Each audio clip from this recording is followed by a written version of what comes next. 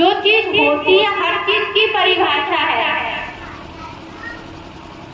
कि इसकी ये परिभाषा है, इसकी वो परिभाषा है। जैसे कि हम जब बच्चे स्कूल में जाते हैं तो हर चीज की परिभाषाएं होती है, मगर परमात्मा ने कहा जो चीज होती है उसकी परिभाषा मौत तो कभी होती ही नहीं है, तो मैं उसकी परिभाषा क्या बताऊं।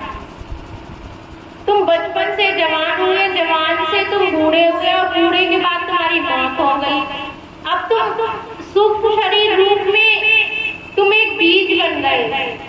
अब तुम फिर किसी माता के गर्भ में रोपित हो गए, फिर तुम बीज से फिर तुम वो बच्चा बनोगे, फिर बच्चे के बाद जवान बनोगे, फिर बूढ़े बनोगे, फिर मौत। तो मौत जब होती नहीं है सूक्ष्म शरीर को बीज रूपी तुम फिर किसी माता के गर्भ में धारण करते हो, वो कभी होती नहीं है, सिर्फ उसका रूपांतरण होता है। बचपन का रूपांतरण जवानी में हो गया, तो बचपन कहाँ गया।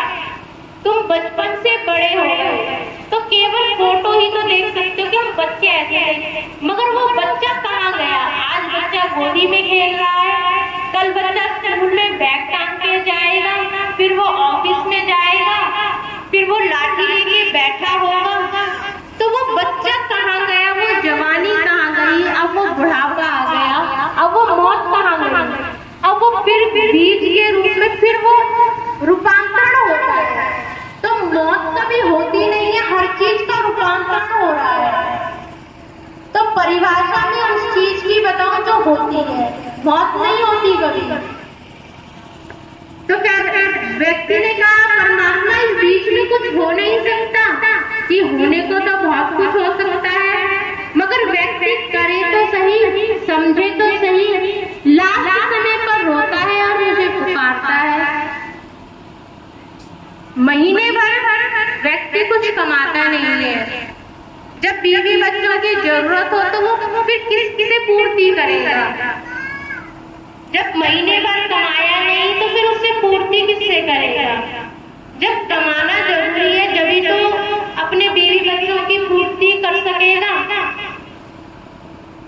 कहता है रोटी खानी जरूरी है पेट भरने के लिए, तो पेट किससे भरेगा। जब तक कि तुम मेहनत नहीं करोगे, जब तक कि तुम नौकरी नहीं करोगे, या किसान हो तो घर में आटा रखा है मगर मेहनत नहीं करोगे तो कैसे बनाओगे, कैसे खाओगे। तो परमात्मा की दृष्टि से तुम आध्यात्मिकता की दृष्टि से समझो, अपने व्यवहारिक दृष्टि से समझो कि जीवन में हर चीज का रूपांतरण है,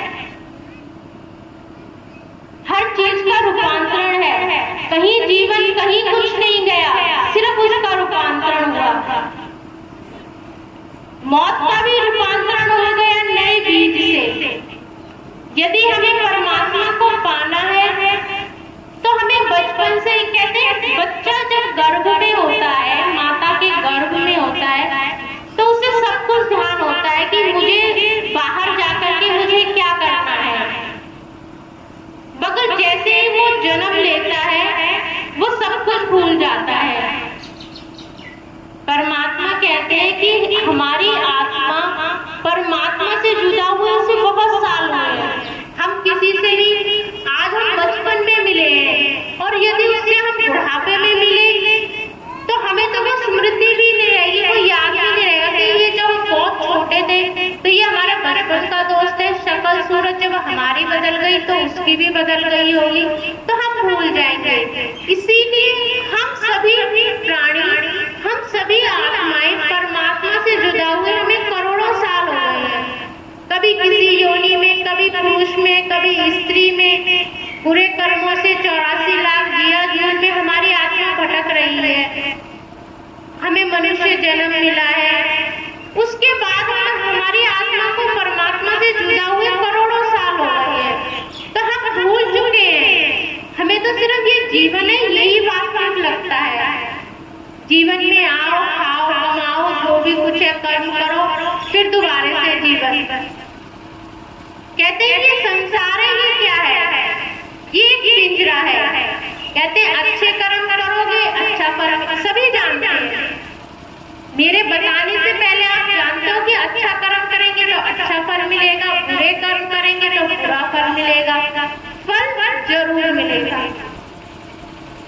मगर उस फल को लेने के लिए हमें इस संसार में आना पड़ेगा। यदि उन अच्छे कर्मों के साथ हम उस अपने भजन अभ्यास को भी जोड़ ले तो ये आने जाने का आवागमन हमारा समाप्त न हो जाएगा। अच्छे कर्म और बुरे कर्म तो हमारे ग्रंथ शास्त्र सभी बताते हैं, मगर हमारे को कोई ये भी बताता है कि इसका आवागमन से हमारा कैसे छुटकारा होगा। किसी भी तोते को, किसी भी चिड़िया को, किसी को भी सोने के पिंजरे में रखो या लोहे के पिंजरे में रखो, पिंजरा तो पिंजरा ही है ना। पिंजरे में तो कोई अंतर नहीं कि लोहे के पिंजरे में तो वो दुखी रहेगा, और जब सोने का पिंजरा मिल जाएगा तो उसको खुशी मिलेगी कि मैं तो सोने के पिंजरे में हूँ, कि मैं तो तो ये जीवन क्या है? ये पिंजरा ही तो है, ये जीवन है, ये पिंजरा ही है। मगर हम अपने आप को पिंजरे में समझते ही नहीं है। कहते हैं कि कैदी कब आजाद होना चाहेगा? जब उसको कैद लगेगी। हमें तो कैद का ही नहीं पता है कि हम इस संसार में उलझे हुए हैं, एक कैद में उलझे हुए हैं, हमें आजाद होना है। बस इतना तो जानते हैं, अच्छे कर्म करेंगे अच्छा फल, बुरे कर्म करेंगे बुरा फल। मगर आना उसके लिए इस पिंजरे रूपी संसार में ही है। तो सत्संग का मतलब ये है, सत्संग का समझाना ये है कि जो भी जीव, जो भी प्राणी है, उसको इस आवागमन के चक्कर से छुटाना।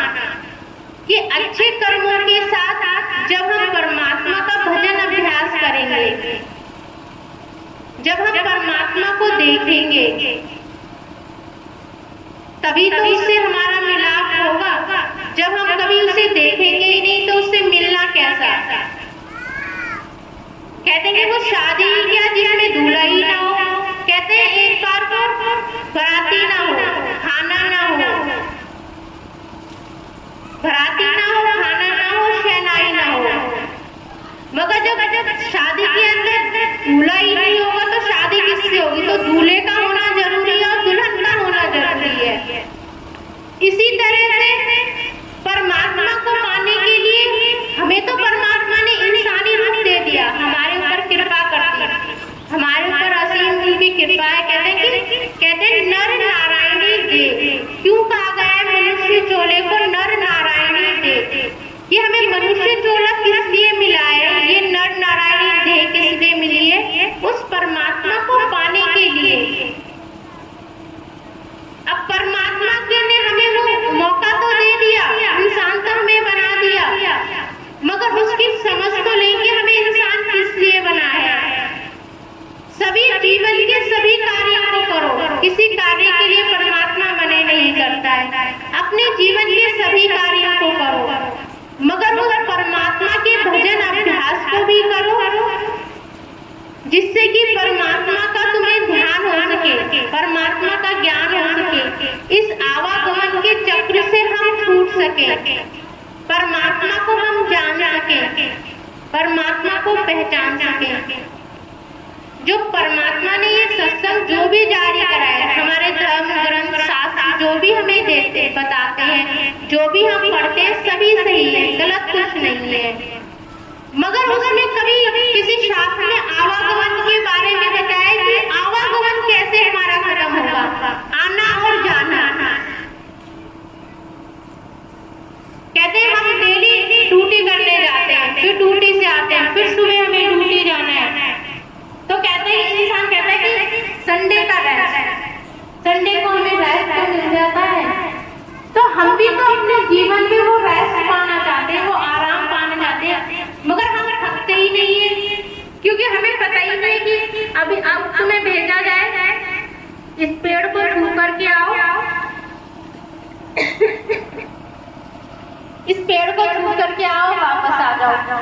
अगर ये आपसे 10 बार कराया जाए तो जो छोटा बच्चा है ना 5 साल का, वो भी कहेगा ये क्या पागलपंती है, बार बार उस पेड़ के पास भेज रहे हो, बार बार मुझे बुला रहे हो।